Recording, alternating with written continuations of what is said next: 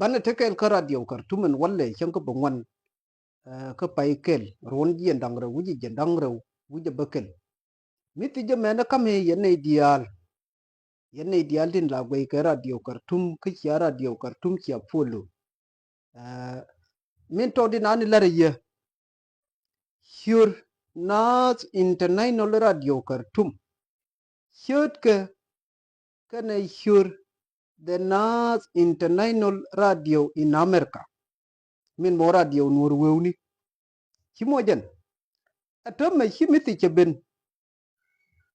ta lare no ne sure je garke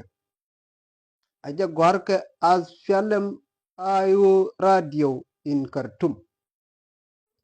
kwai le lare yen me shadin dia ne di ko ni la ti la ma o bia radio Khartoum bia gwi mu wi wije cha ma tot cha wi tin gina bi gai no ama cha lar ko ne no no na aja lar ke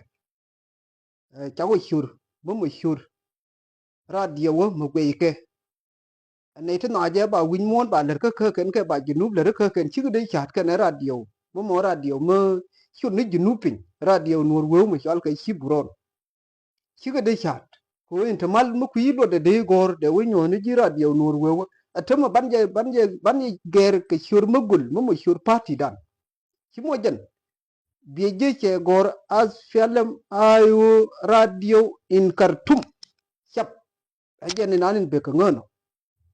mati ka ma gwiyitin